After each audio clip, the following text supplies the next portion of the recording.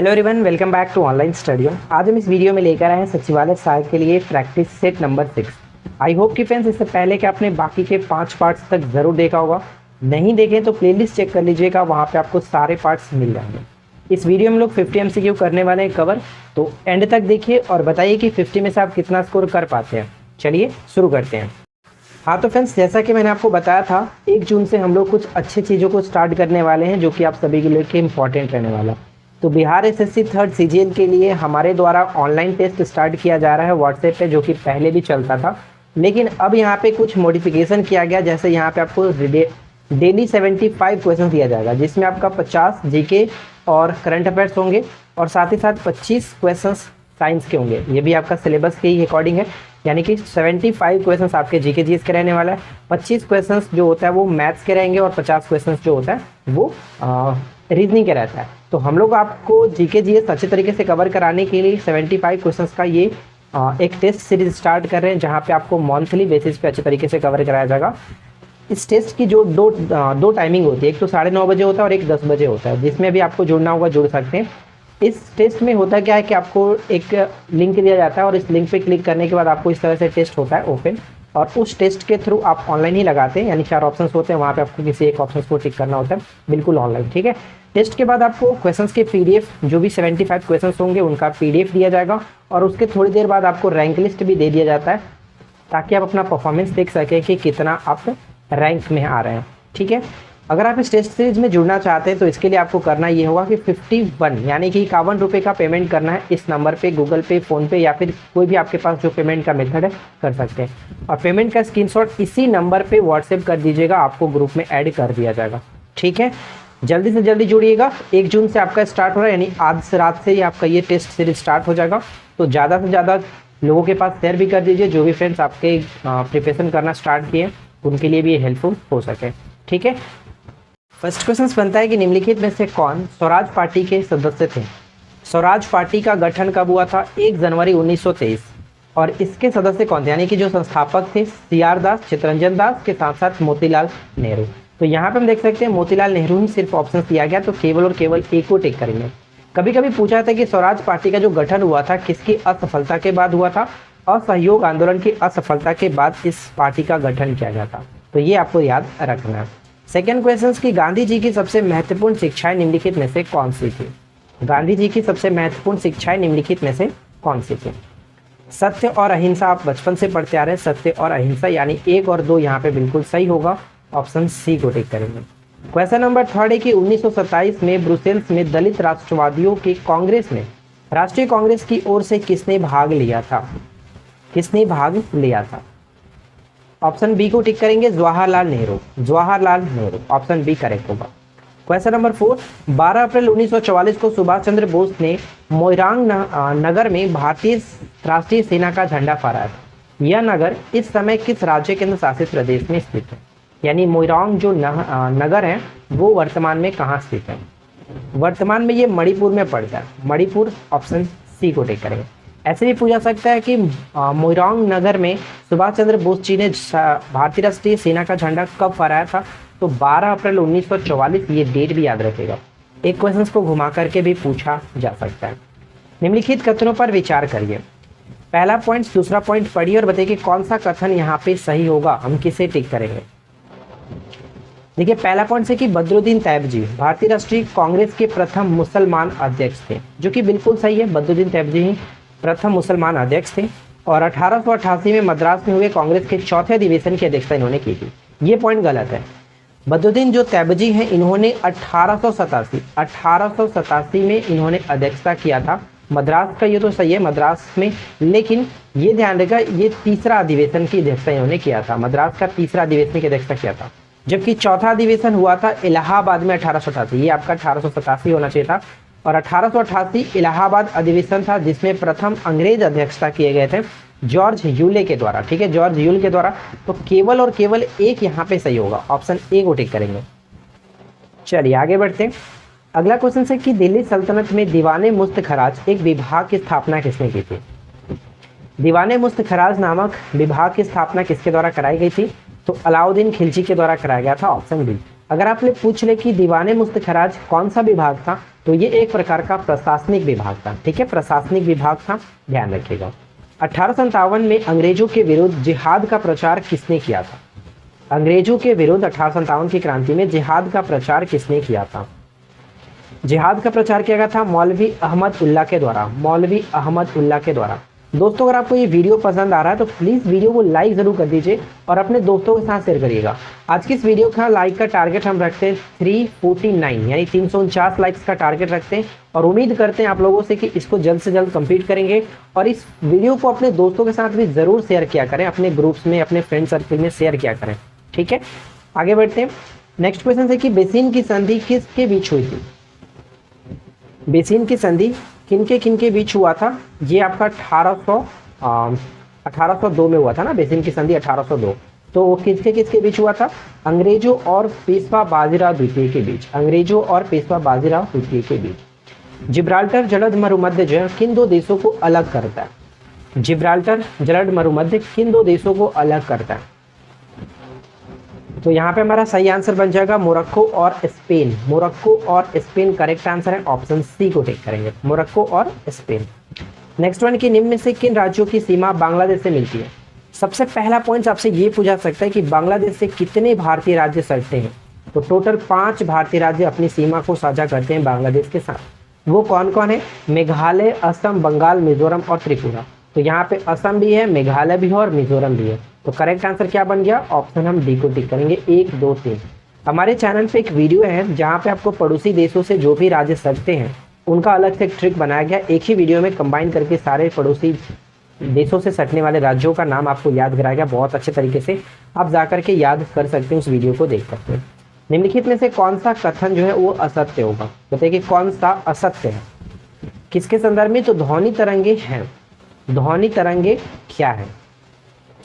यानी ध्यान दीजिएगा, असत्य आपको बताना है। तो ध्वनि तरंगे अनुदैर्ध्य भी होता है, यांत्रिक भी होता है, लेकिन विद्युत चुंबकीय नहीं होता है, इसलिए हम यहाँ पे ऑप्शन सी को टिक करेंगे, ऑप्शन सी करेक्ट होगा। निम्नलिखित गैसों में से किसमें एक तीखी गंध होती है? किसमें एक तीखी गंध होती है? अमोनिया एक तीखी गंध वाली गैस है, ऑप्शन बी को टिक करेंगे। तत्वों के गुण उनके परमाणु द्रव्यमान के आणविक प्रकार हैं, यह कथन किसका है? तत्वों के गुण उनके परमाणु द्रव्यमान, परमाणु द्रव्यमान की अगर बात आती है तो मेंडलीव का आवर्त नियम हम करेंगे, लेकिन मोस्ले की बात करते हैं, मोस्ले उन्होंने परमाणु क्रमांक की बात की थी। तो हम यहाँ पे ऑप्शन सी को टिक करेंगे, ऑप्शन सी बिल्कुल सही होगा। 0 डिग्री सेंटीग्रेड कितने डिग्री फ़ारेनहाइट के बराबर होता है? आपने पढ़ा होगा, एक तो आपका जो सेल्सियस पैमाना है, एक होता है आपका फ़ारेनहाइट पैमाना।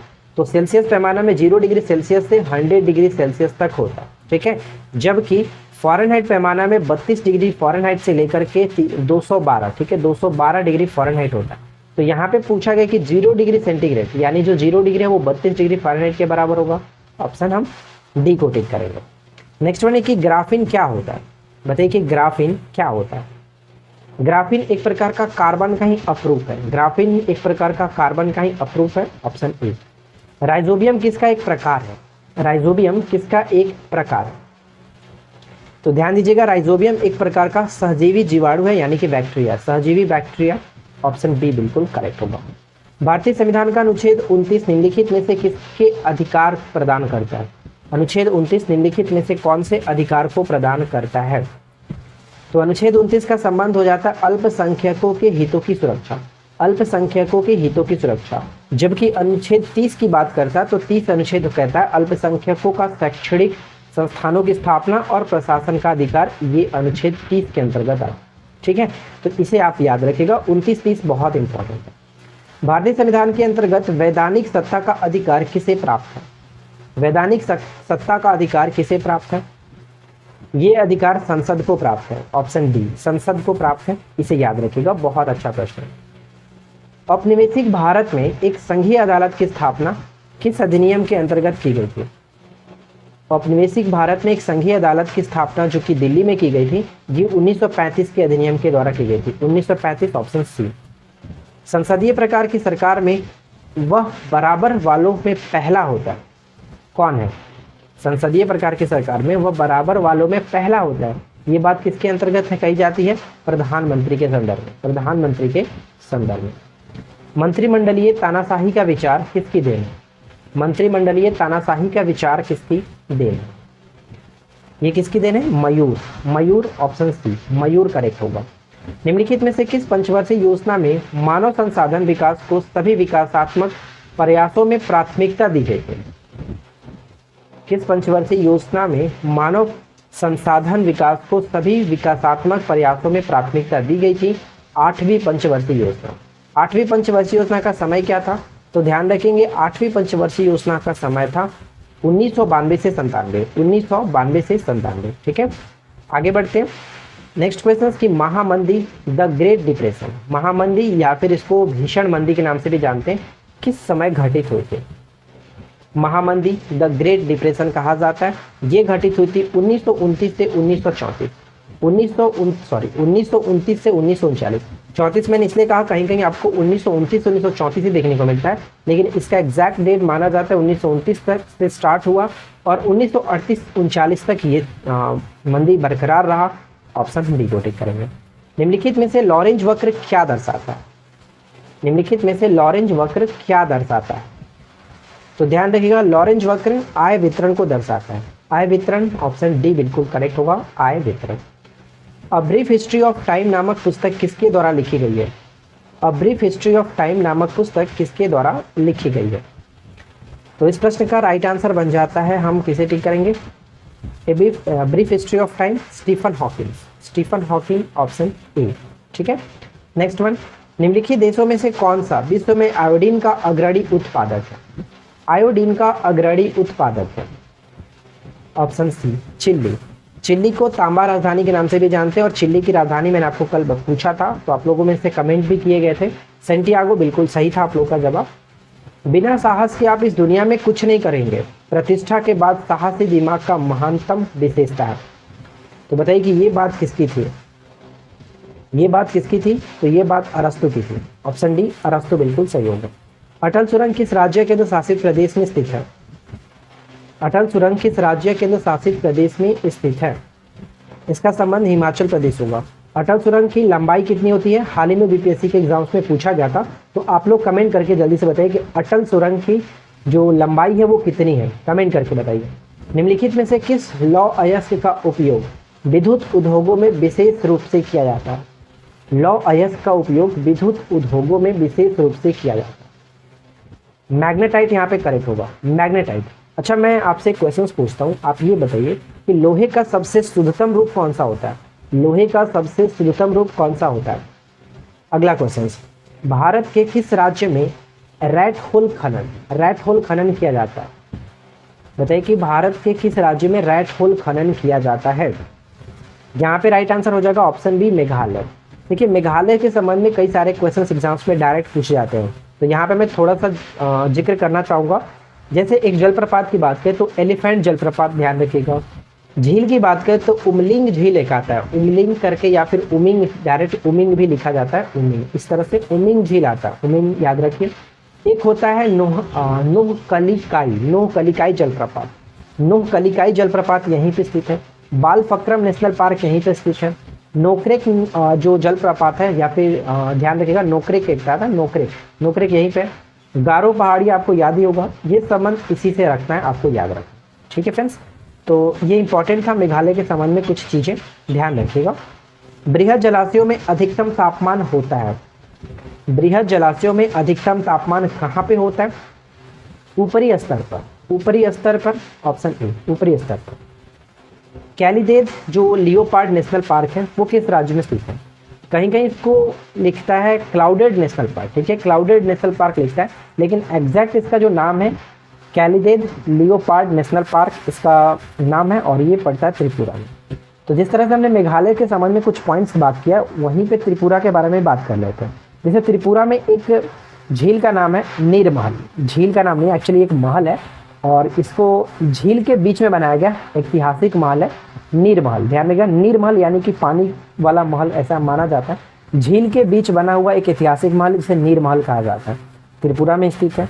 रुद्र सागर का नाम आपने सुना होगा, रुद्र सागर जो कि एक रामसर साइट है यहाँ का, त्रिपुरा का एकमात्र है ये। झील की बात करें तो एक होता है आपका दुम्बुर झील, ठीक है, दुम्बुर झील होता है, यहीं पे स्थित है।